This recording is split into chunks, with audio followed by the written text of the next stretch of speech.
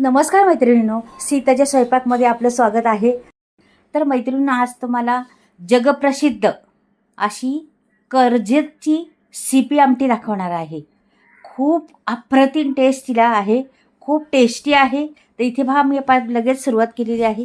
तर इथे मी चण्याची डाळ 1 वाटी छोटी घेतलेली आहे, 1 वाटी उडदाची डाळ छोटी वाटी, 1 वाटी तुरीची डाळ ती पण तेवढीच, माप एकदम परफेक्ट. 3 वाट्या 4 वाट्या सारख्याच तुरीची डाळ. आणि ही मसूरची डाळ घेतलेली आहे. हे बघा, तर 4 वाट्या घेतलेल्या आहेत ना आपण. हे आता मी काय केलेले, पहिल्या धुवून स्वच्छ घेतल्या होत्या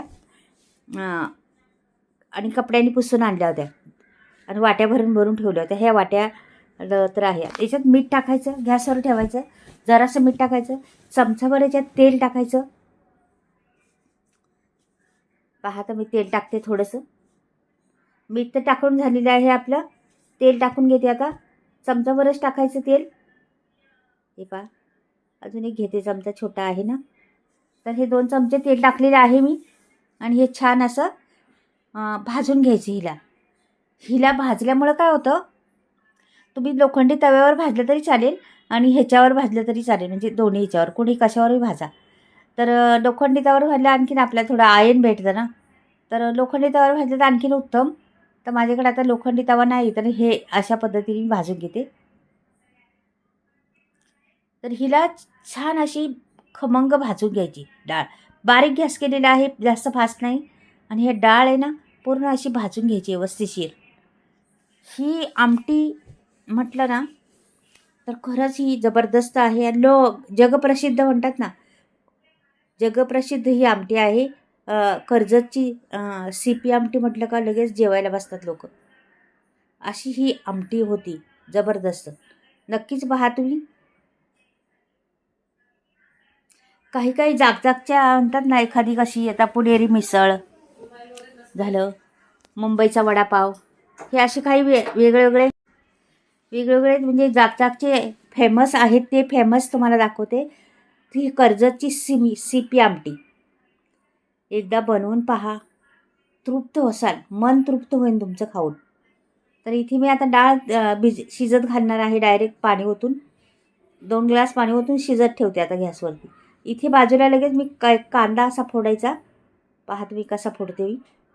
असा घ्यायचा कांदा, असा फोडायचा आणि हा गॅसवर ठेवायचा. गॅसवर भाजायला खोबऱ्याचा 1 तुकडा गॅसवर ठेवायचा, लसणाच्या 2 कांड्या ठेवायच्या आणि भाजून घ्यायचं असं गावरान पद्धतीने. मग पहा चव त्याची आमटीची. आपण कांदा खोबरा असं तव्यावर भाजलं तरी चालतंय. समजा नसलं तुम्हाला भाजायचं असं तर तव्यावर पण भाजू शकता, पण असं भाजल्याने मजा कोई आवरच असते. तर नक्कीच पहा तुम्ही. हे असं भाजून घेते मी मस्त.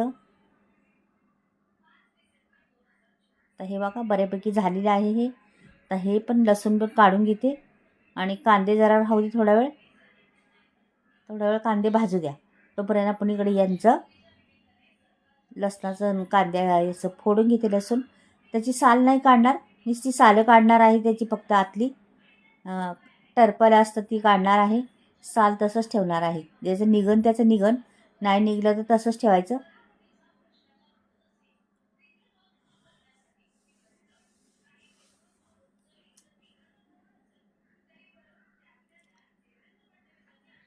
काही काहींचं निघते, काहींचं नाही निघत.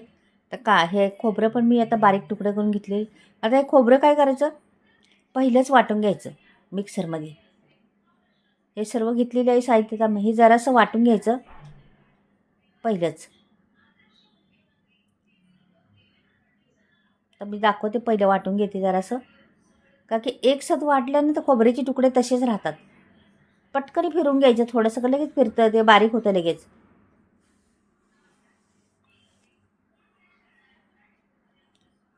हे पहा, झालेलं आहे आपलं खोबरं, मस्त भाजलेलं आहे. आता ह्याच्यात मी कोथिंबीर, देठांवाली कोथिंबीर, कढीपत्ता, भाजलेला तो कांदा आणि तो लसूण, आणि राहिले आपले आलं. आलं घेते आता. 1 इंचाचा तुकडा आहे, त्यातला अर्ध घालणार आहे मी.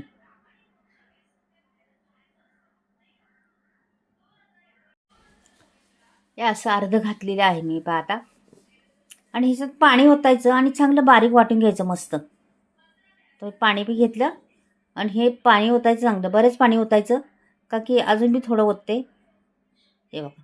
आणि ह्याला बारीक वाटून घ्यायचं मस्त. हे बारीक वाटून घेतलेले, डाळ पण शिजलेली आपली कुकरमधली, हे पण वाटून घेतलेलं आहे. तर डाळ बघा कशी शिजलेली आहे. तर 2-3 डाळी आहेत. त्या चण्याची डाळ थोडीशी जाडीच राहिली असेल आणि त्या दुसऱ्या डाळी जरा शिजल्या असेल चांगले. पहा अशाच लागतात आपल्याला. हे पहा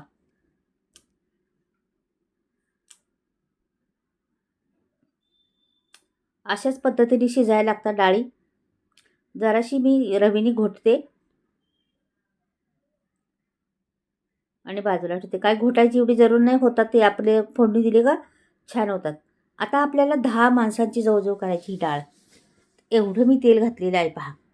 जराशी चमचमीतच लागते आणि जास्त करायची आहे ना 10 माणसांची म्हणजे एवढं तेल हवीच आपल्याला. आणि ही जराशी जास्त तेल माझ्या मट्टी घातलं तर आणखीन छान होती. तर पहा तुम्ही आता मोहरी टाकलेली आहे, तेल टाकलेलं आहे. आता ह्याला छान फुलून द्यायचं मोहरीला. मोहरी फुलल्यानंतर जिरं टाकायची आपल्याला मैत्रिणीने. हे बघा आता जिरं टाकते.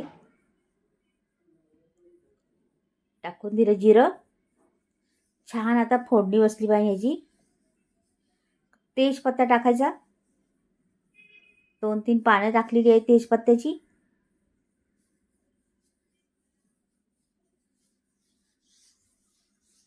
चांगला लाल होऊन द्यायचा तेजपत्ता पण. ह्या 2-3 मिरच्या होत्या माझ्या, लांबड्या पण होत्या, गोल पण होत्या, त्या पण टाकल्या. लसूण अख्खाच टाकायचा, टेचायचा नाही. आणि कोथिंबीर आणि कढीपत्ता टाकायचा.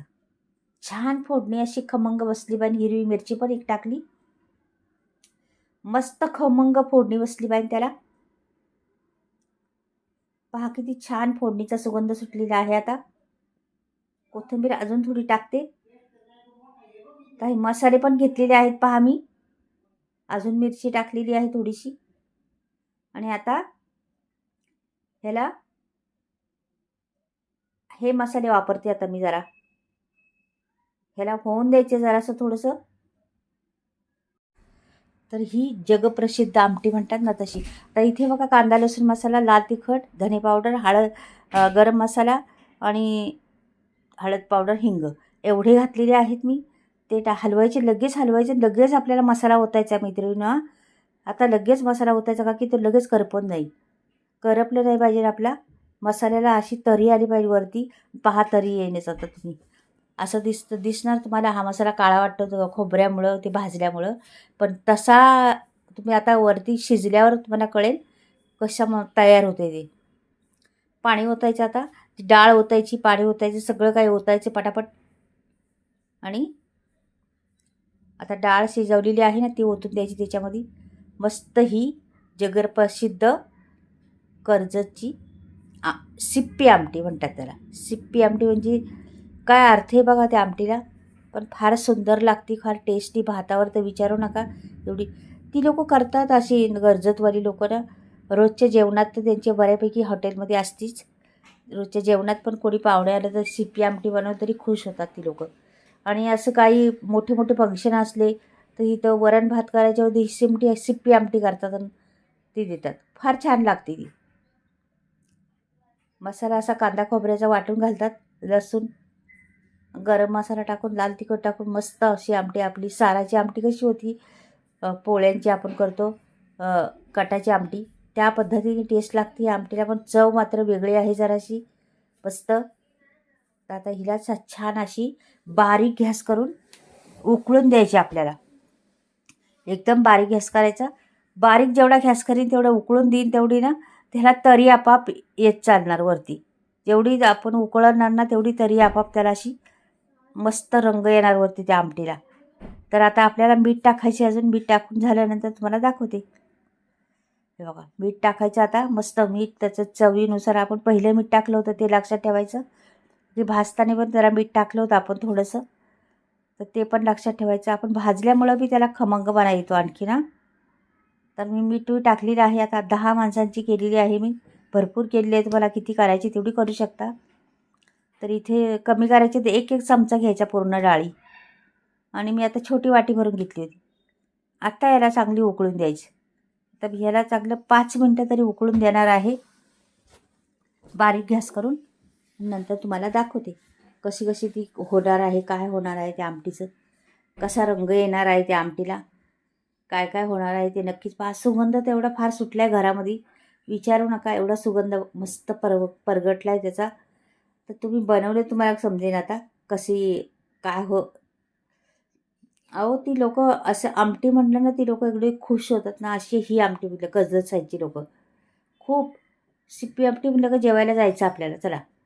अशा पद्धतीने ही आमटी होती. आता जवळजवळ झालेलीच आहे माझी, बऱ्यापैकी उकळी आलेली आहे त्याला छान अशी बघा.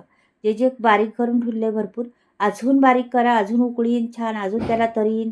मस्त सुगंध सुटलेला आहे, गरगरीत वाटते आमटी एकदम, रसरशीत म्हटलं तरी चालेल. आणि ह्या मिरच्या टाकल्या आहेत वरती, त्या तरंगलेल्या आहेत. आणि पहा आता मी प्लेटमध्ये पण काढून दाखवणार आहे तुम्हाला, एक वाटीमध्ये. तर तुम्हाला कळेन रंग तिचा किती मस्त प्रकटला आहे तो. पहा तो रंग, आणि पहा ती फेस निघालेला आहे त्याचा, आणि रंग पहा किती सुंदर सुटलेला आहे. मैत्रिणी, ही सिप्पी आमटी आवडली तर नक्कीच लाईक आणि सबस्क्राईब करायला विसरू नका. बाय, परत भेटूया नवीन व्हिडिओमध्ये.